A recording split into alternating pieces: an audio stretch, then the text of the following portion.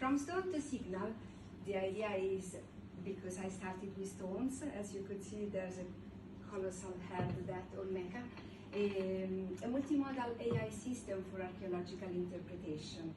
As I've been participating in this investigation project for 30 years, not actively every year, but I started at the university time. While I was doing my generative AI applied course with Johns Hopkins University, I thought, what if I could store into a RAG prototype all the archive we have in this association? But going further, or going in other directions, I thought, as I know when we are carrying on investigation project, especially archaeological ones, but even in other fields, we deal with long papers, maps, images. We have huge amount of information that we need to deal with that, and sometimes we need to retrieve quickly something that in that moment is essential maybe to go to the next step. So I thought, what if I could just ask a question to my AI assistant and I can have back an answer? That was the initial idea. So Heritage Lens is the outcome of this reflection and question, and it was built during my generative AI applied course. It was an optional, actually it was an optional homework. I felt so passionate about building it that after building I sent to the tutor and I had it evaluated, and they encouraged me to improve it better, fine-tuning and present. So during the next 10 minutes or so, I will show you how a multimodal RAG prototype could actually be very helpful in scholarly and archaeological, ethnological, whatever investigation we are doing, supporting the human researcher, not replacing. I don't come from a space where I'm looking for how to replace humans. I come from a place that is really thoughtful about how to support humans. That's my idea, just to give it as an introduction, where I come from. So, now we are going to see a demo, quick demo. That's the question, is in English, and it was built on my thesis. This is well, let's focus on that, sorry.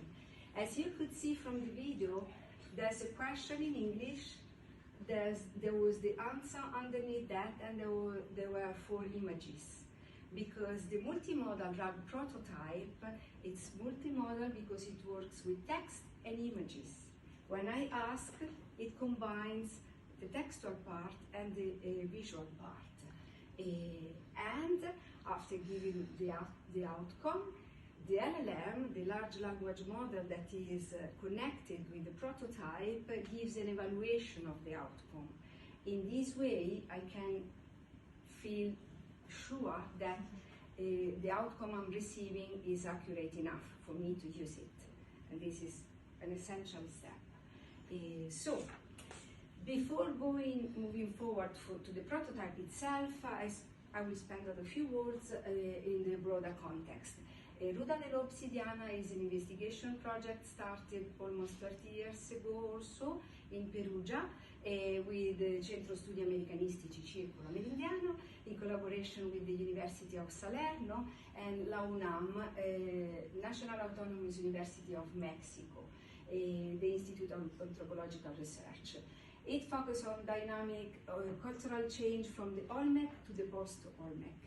The Olmec culture is a pre-Columbian, well, is even ancient, more ancient than Mayas, and they are those with the very big head that I like a lot.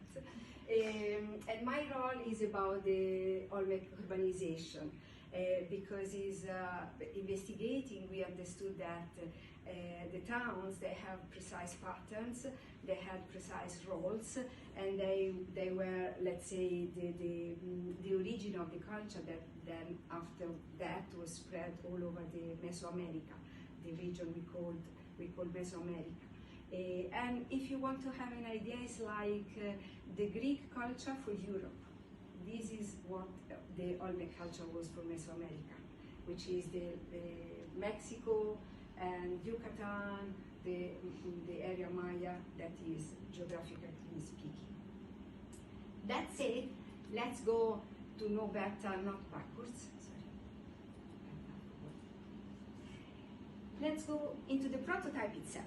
So we know that, as I was saying, when we carry on investigation project, we need to find our answers in long documents, text, and they are mixed, and it requires dedication and time. And honestly, I love that part of the investigation process. It's beautiful for me to work with books and go through pages, but sometimes you want to go to the next step, and having an assistant can be useful. And Heritage Lens, which is the name for the prototype, actually provides 3 different assistants. Is able to provide answers. So as I was saying, what if I can just ask and provide answers in natural language? Instant access to the content, not just text but also images, and is accurate because we have the judge, the LLM judge that evaluates that. The 3 specialized assistants that I was mentioning before are the research assistant, which is the one who goes through the textual part and retrieves what we need as a textual information.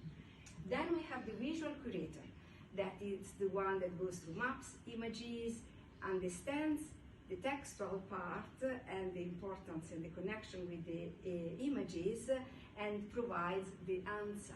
But once the 2 assistants, they have done that, we need a quality checker. And this is where the LLM, in technical language, this is where the LLM as a judge function comes into the scene, let's say. So with this quality checker, I can be reassured that the outcome I'm receiving is accurate enough. The 3 assistants, they work following the 3-step framework, 3 steps framework. So they search, as I was saying, retrieve the information, they put them together, whatever is the visual part we need, and then they explain. And in this process, they can actually offer explanations not only to the specialized researcher, but even to a broader audience, as we will see in the next steps. So this is something that I will just show you very quickly, because we can go to the Q&A section more in depth.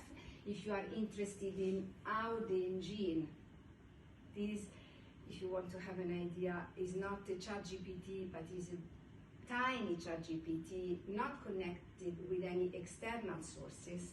It just works with my degree thesis, the one I wrote 20 years ago.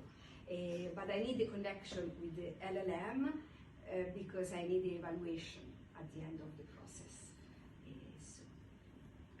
So research, retrieve, and explain.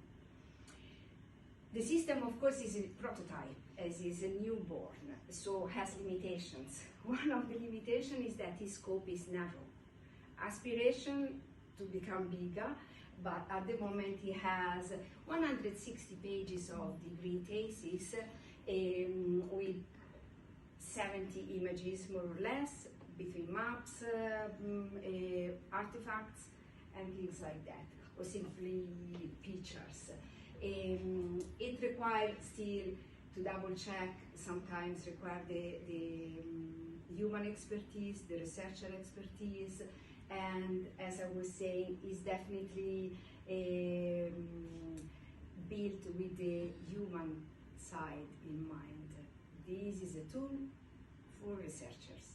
This is a tool for humans. This is not a tool that wants to arrive anywhere replacing any human. I believe that that is a very important part to remember when we think about AI.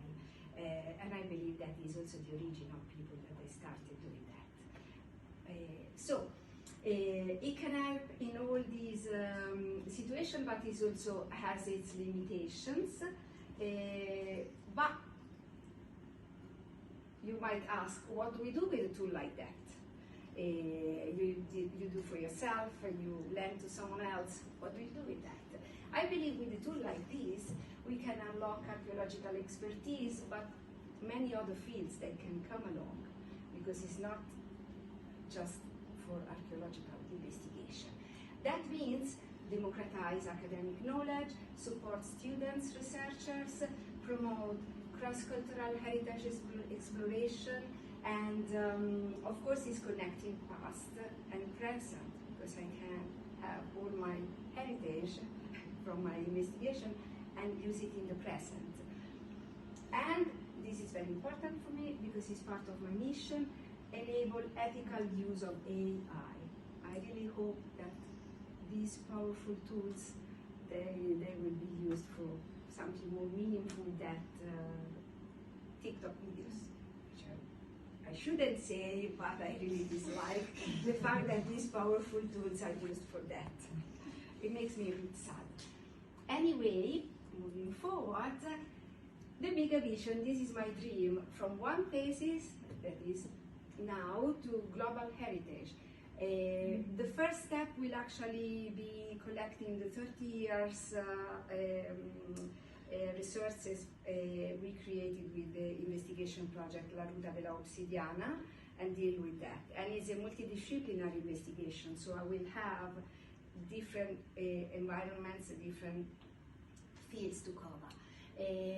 And then, if it's strong enough, could be useful in museums, for educational institutions, again, promoting cross-cultural comparative projects, and possibly public engagement with indigenous heritage.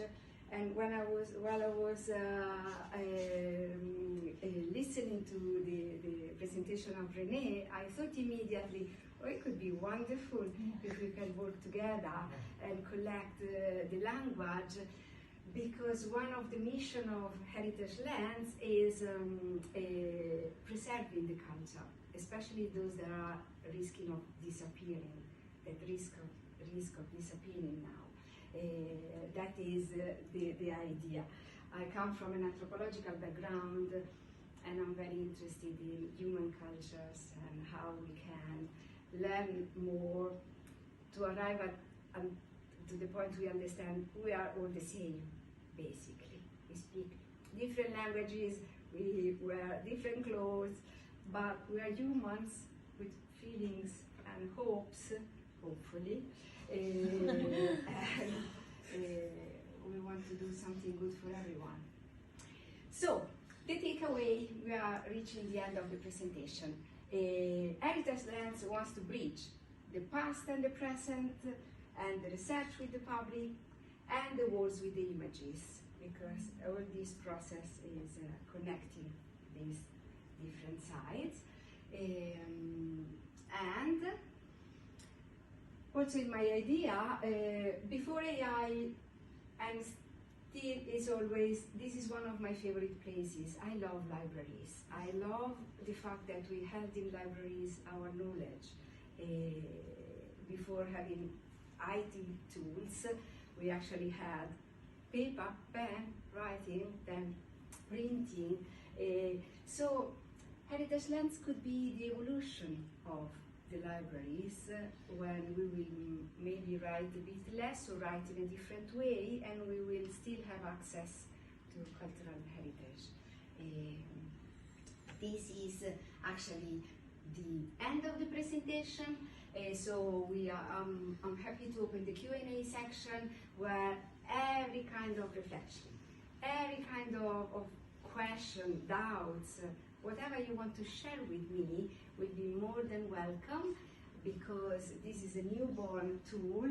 I'm still working, I will keep working on it for a while, so I will welcome every consideration. And if you want to keep in touch with me or give me a feedback later on, this is a feedback form, and that is a LinkedIn Q&A. Thank you.